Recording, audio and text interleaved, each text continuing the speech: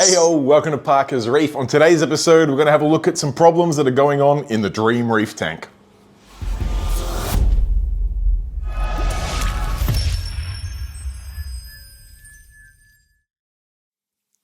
Alright, thank you for joining me on yet another episode of Parker's Reefs. Now, I have some good news and bad news. The good news is I am standing right here in front of my Dream Reef Tank, my pride and joy that I have worked very, very hard on over the last X number of years and have spent near on countless dollars on. However, there is a double edge to that sword, and that is today I'm here to give you an update, basically that I've titled Trouble in Paradise, because there are three main issues that I'm targeting in this tank at the moment, and I figured it was super important to do a video showing some of the downs in reefing, because it's super easy to get up here and show you when things are going swimmingly well, but it's not an accurate reflection of the hobby. Every single reefer out there goes through their ups and downs in this hobby. Every single one of us goes through challenges. Some of them are big, some of them are small. Some of them will drive people to leave the hobby, but the important thing is you're not alone. We all go through challenges, and I want to take you through three challenges that I'm currently facing in this Dream Reef Tank, and then I'll go over how I'm going to try and diagnose and then go about fixing them. So without any further ado, let's jump into these three major issues.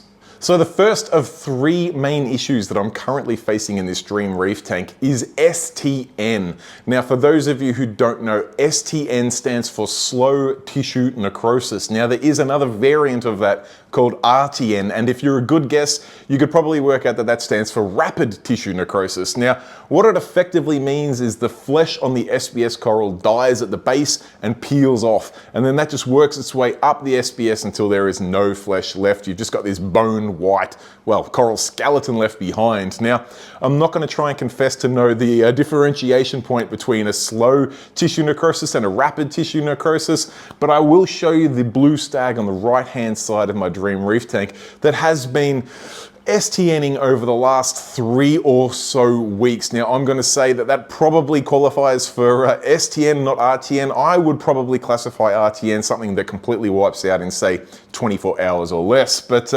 either way, it is the same problem and assumingly the same fix or lack of fix.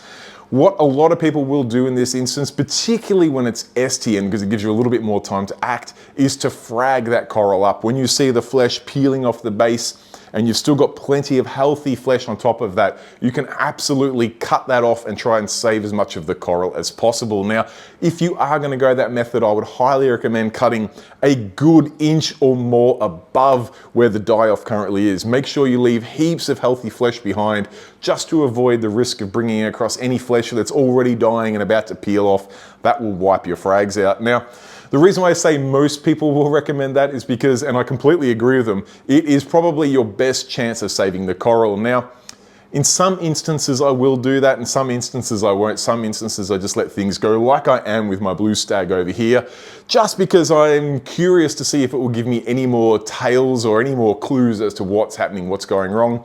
And to be honest, if it dies, it dies. I'm not the sort of person that is going to mope about for a month after a coral dies, because like I touched on before, unfortunately we all go through ups and downs in the hobby, and coral death is just one of those things. Now, that doesn't mean I'm here to just bomb every coral in the tank, but if I can get some more evidence from that piece of coral that is dying on me that will help me save another 2, 3 or 4 corals, then I think it's absolutely worth it. Now, just to prove that I do take the other method at times when the coral is quite valuable, like a Walt Disney for instance, which I did have STN on me a number of months ago now, I did actually frag that one up, and I did cut about 5 or 6 frags off it.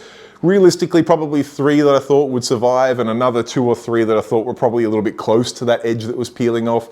I can say that I was only able to save one of them. The rest of them continued their STN, but one frag did survive, and that means I get to keep that coral. It's currently down here on the frag rack, which is basically just a bit of art reef rock that has the frag holes in it. Just getting a little bit of size back to it before I place it back onto the main rock structure. Now, when you have a look at this blue stag in there, I'm not 100% certain what could be causing this STN, and I have had a couple of other pieces in the tank die off. Now, Over the last few months, as these pieces have sort of STN'd, a couple of times I've put that down to coral warfare, where two corals have basically just got too close to each other, had a bit of a fight for the real estate and then died off. I'm not 100% certain that's the case for this blue stag, and I think there are some bigger issues that I want to investigate. Now, the other two issues that may or may not be related to that STN in this system, but are definitely causing me a little bit of grief at the moment. We'll go over the first one, and that is a general lack of color in my SPS. Now, obviously that could definitely be related to the STN I've seen, and we'll have a look at some of the potential causes for that when we go through all of the things we're going to investigate in the system soon. But I guess from there, it probably doesn't look too bad, but when you get in close, I do feel like the system has lost about 10 to 15% of color, and that's obviously not a great sign of a good health. So definitely something that I want to tackle in this system, and could well be leading to some of the problems like the STN we're seeing. Now, last but not least of the three main issues in this system, and this one does kill me a little bit on the inside, that is around the euphilia up this end of the tank, particularly things like my big showpiece gold hammer here.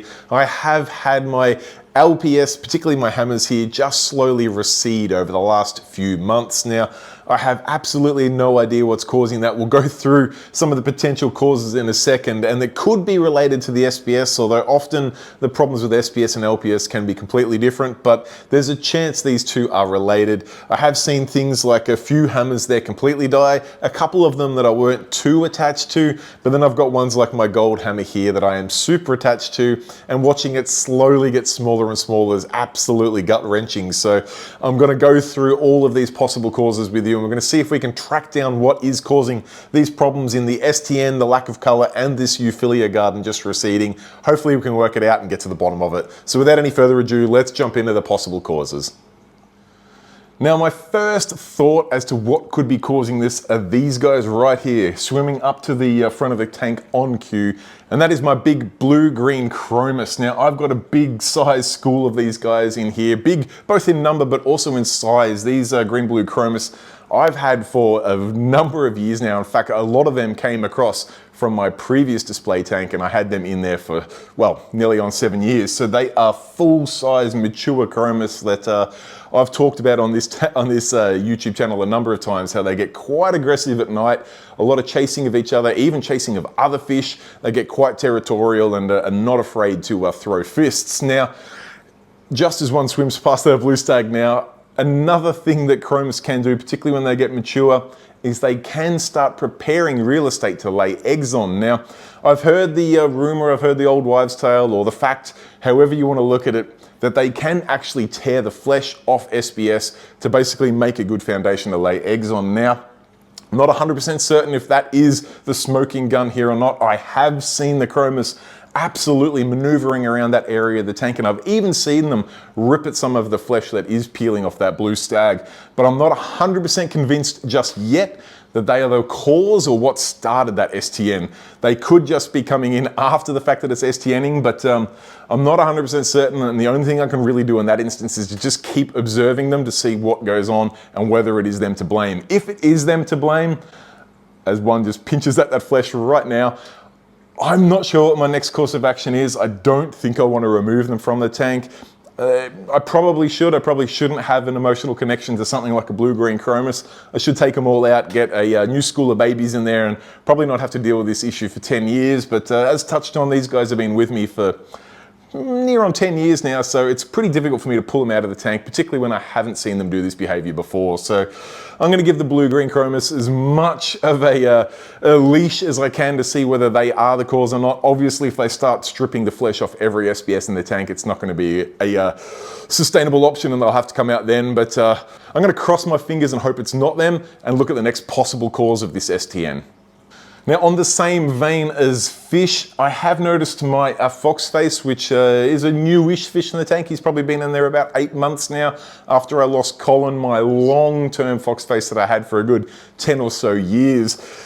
I have seen, much like the chromis, the foxface over by that blue stag, having a bit of a nibble on it. Now, As the flesh has peeled off, you get a little bit of cyano, a little bit of algae, a little bit of just undesirable things forming on that bone white flesh. It's obviously a really rich environment for all of these undesirable things to just grow on. And I'm hoping, with my fingers crossed, that the foxface is just there cleaning that off or having a little nibble on it.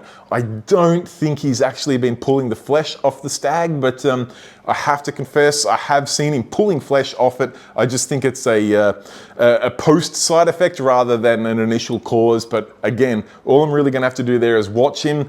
As he has only been in the tank for about 6 to 8 months, if it turns out it is him, I am afraid to say that Ollie will get pulled out of the tank and another foxface will go in. But he's only a possibility. Let's have a look at the next cause.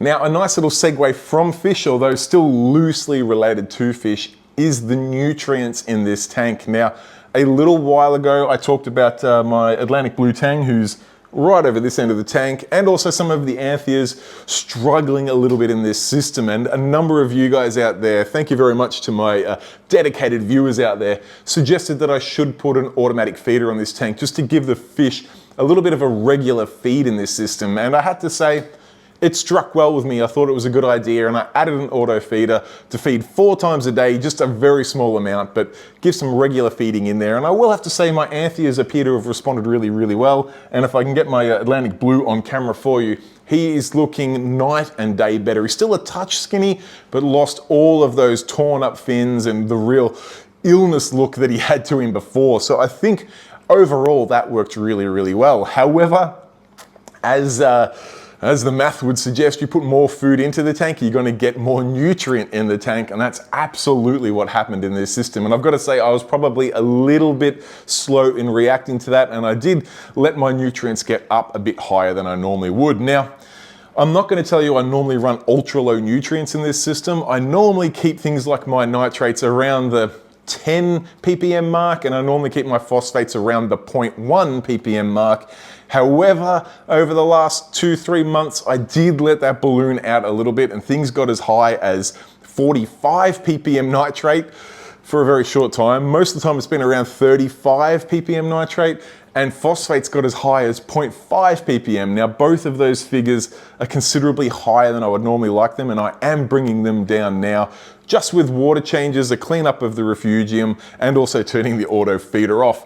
Now, there is a reasonable chance that that spike in nutrients has caused the STN and some of the other issues we'll look at this tank. And to be honest, I'll probably never know if that's the case. All I can do is put in those mitigations and see if that brings my nutrients back down. You will possibly also notice I have not cleaned my back wall on this tank at all, which is very unusual for me. And you can probably see a line there where the coralline algae is stopped. The coralline algae goes about 3/4 of the way up the back wall, and then it's perfectly clean. That's not because I cleaned it, that's just because I did a couple of manual water changes in this system on top of my auto water changes. I did a good 300-400 litre water change a few times just to try and reset those nutrients as much as I could. I did also take the opportunity to grab a power head and just go around the corals and rockwork and really give it a good blast, because I did also find that I had quite a lot of detritus settling in the rock and in some of these big structures in the tank that I think could also have been a contributing factor. Obviously, if you've got detritus or other organic materials just rotting away in there, it's not going to help your corals at all, or not going to help the overall health of your fish tanks. So I did stir all that up, do a big few water changes, and also turn up my auto water changes a bit more just to try and reset those nutrients. And I'm happy to say that they are trending back down again. Whether they're the cause or not, I'm afraid I'll never know, but I do want to get those nutrients back to around about the 5 to 10 ppm nitrates and about the 0.1 phosphate. Now, the next possibility for this STN is the one that I would probably recommend first to most people that message me with trouble in their tank, and that is to do an ICP. There is a reasonable chance that there is an element, some sort of trace element, that is either skyrocketed or bottomed out and is well outside of your desirable range, and that's upset the coral and caused all sorts of issues. Now, really the only way to confirm this is to do an ICP test or two, and I am going to do that this week. I've managed to get my hands on a Reef Factory ICP kit, and I'm going to take a water sample, send that off to Poland, get those guys to check it out for me, and then I'll see where my parameters are at. Obviously, if there's something sky high or bottomed out, that'll be the problem, and then I can go about following the guide to get that back on track. Until I get the results, I won't really know, but thankfully for me, the ICP testing regime is fairly consistent. I like to do one about every 3 months anyway, so I'll see whether that's the case or not. All right, believe it or not, I still have a couple more potential causes for the troubles in this tank. And the next one is a real possible candidate that will be really difficult to track down. But you may recall that I did have a little bit of bubble algae starting to appear back in this system. And I did follow my continuum bubble algae treatment program, which worked an absolute treat and wiped the bubble algae out. Now, of course, whenever you're adding foreign substances to the tank, there is a chance that they could be to blame for some of your corals. And one of those issues I talked about in the general lack of color, where things have probably dropped about 10 to 15, maybe 20% of color on some corals. I absolutely did put down to this treatment because whilst I haven't had any issues where it's killed coral before, it absolutely has caused my corals to sulk a little bit and lose a little bit of color in the short term. So I did run the continuum program. It was highly successful in removing every visible bubble algae in this system.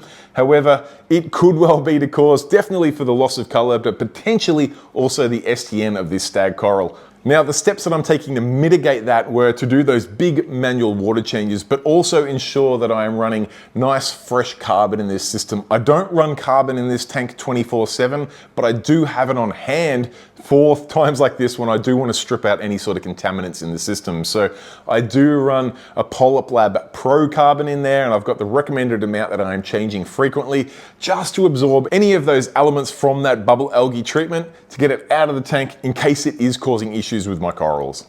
All right, the second last potential problem with this tank at the moment, and it's one that I will admit is getting slightly out of hand, so is a strong chance, and I'll get you some footage up nice and close so you can see how closely related I think these problems could be, is the Aptasia Takeover in this system. A little while ago when I did start to lose a little bit of heads on the hammer, I questioned whether my Australian stripey in there had finished off eating the Aptasia and had transferred over to LPS and SBS corals. Now, whilst I never actually caught him red-handed, I didn't trust that it wasn't him because, well, Australian stripies are known to start eating the corals at night when you're asleep. So it's not always something you're going to see them tearing apart firsthand. And when I did start to see, particularly my LPS struggle a little bit, my first question was that Australian stripey. Now, as he was a utilitarian fish and I did have someone else that wanted to move him on into their system, I put a trap in, put some food in that trap and caught him out in like literally 10 seconds. The easiest fish in the world to catch. They're so food orientated, and took him out of the system. And I thought, happy days, that is going to solve all of the issues with my hammers and other LPS starting to recede a little bit. Now, whether it actually was him causing the hammers to recede or not, would probably say no, because it definitely did not slow down the issues I was having with my hammers. But what it did, well, I was gonna say slow down, but what it actually did speed up was the respawning of the Aptasia in this system on absolute plague proportions. I went from having a couple of Aptasia that I could see, particularly in the base of some big colonies like the blue digi here. I'd see a few Aptasia in there that I knew that Australian stripey, as he had got quite large, just could not reach. And I thought, well, that's okay. Anything that was sort of remotely accessible, he had cleaned up. I only got a few Aptasia in the tank, no big deal. I'll let that Australian stripey move on to the next home. Now, unfortunately, those few Aptasias in this system absolutely exploded, and I now have Aptasia riddled throughout this system. And just as Murphy's Law would predict, all of a sudden, baby Australian stripies have become super difficult to get at the moment. Collectors just don't seem to be getting them as frequently as they were before. So I have had a number of weeks, if not a few months now, with no Australian stripey in this system. And yeah, there are Aptasia everywhere that typically I tend not to overreact to, much like the bubble algae. Bubble algae Aptasias, I know they can cause issues for corals and potentially are causing these issues. I tend not to overreact to them. However, they now are at the stage where I really do need to react very, very soon. So as soon as I can get my hands on 2, maybe even 3 tiny little baby Australian stripey fish to get in there and clean up those Aptasias, I'm going to get them in there ASAP and see if they can deal with that problem, because I do think there's a very strong chance that they have been stinging the base of these corals, and then the STN could just be a side effect from there. All right, now the last thing that I think is a possibility, although I would love to hear your thoughts out there, so if you have any other suggestions for things for me to check on this tank, please feel free to pop it in the comment section down below, because I do personally read each and every comment there, and I would love to hear your opinions as to things that could be causing the issues in my tank. But the last one that I think is a possibility is the pest, the humble pest. Now, I'm not going to try and put my finger on exactly what pest it could be because the list is near on endless, particularly on things like my hammers, where I can see basically healthy flesh, and then all of a sudden there's just skeleton exposed, and as soon as that skeleton is exposed, it just sort of melts away from there. It does sort of lean towards either a fish nipping at it or a pest, or sometimes both. Sometimes the fish will go in and bite the pest.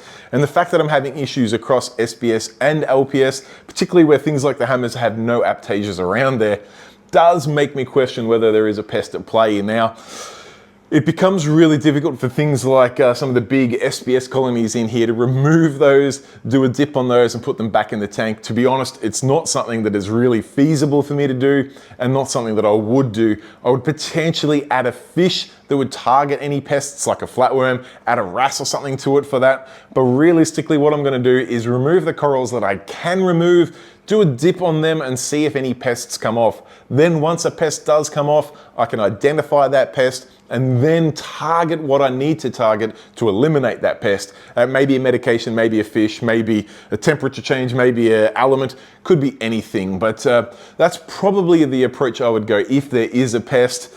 I'm thinking that it's probably not, and that could be naive. I've always been pretty lax on the introduction of both fish and coral to this system, and I know some people cannot believe that. I don't have a quarantine room. I do really only inspect corals. I only dip them if I'm really suspect on something. Haven't had a lot of additions to this system for some time now, so I am highly doubtful that a pest has come in, but it is absolutely a possibility and one that I cannot turn a blind eye to. So I would love to hear your thoughts on what pests could be causing these sort of issues, because as touched on, I haven't had huge experience in the area, so I would love to hear what you've gone through and how you tackled those pests on your reef tank.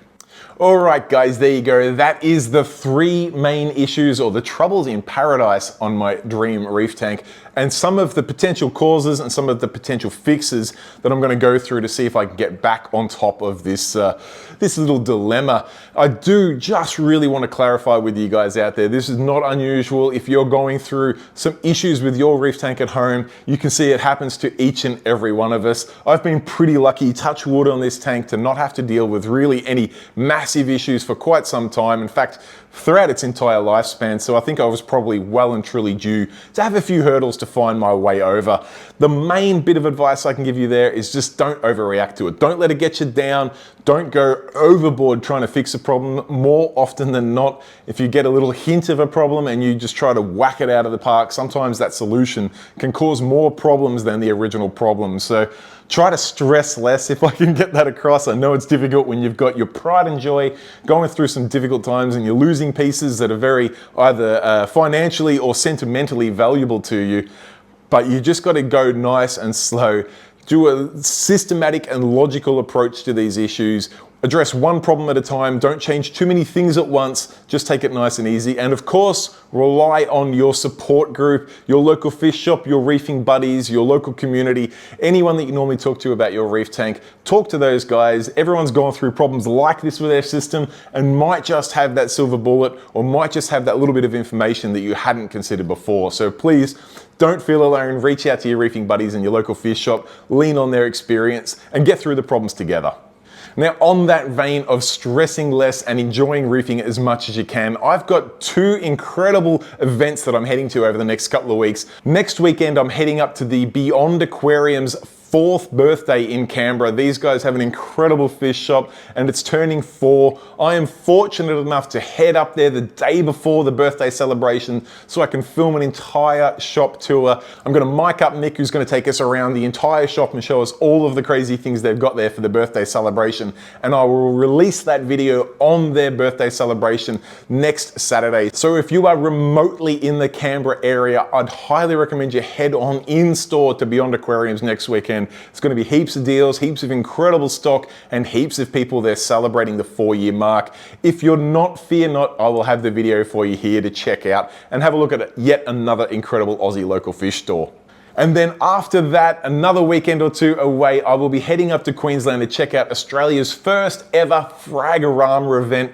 This event looks incredible. I cannot wait to get up there. There is a huge number of stalls there promoting aquaculture. Everything that will be there will be aquacultured, no wild caught items at all. It truly is the future of this hobby, and to see an entire event sculpted around that premise is super, super exciting. I was just planning to do some interviews and get some footage from the event itself, but I have had a couple of people suggest that I potentially should do some live streams from the event. So if that is something you would like to see, obviously if you're going to be in the Brisbane area for the weekend of Fragorama, head on down there. It's going to be super, super cool. So many people, there's so many shops, so many vendors, so many corals and fish to pick up, as well as some hardware and other things there. But if you cannot be there and you would like to see some live streams, please let me know in the comments down below, because if enough of you say that you'll watch the live stream, I'll be sure to get myself all set up and we'll go through, interview some of the vendors there, have a look at the stock, and basically just give you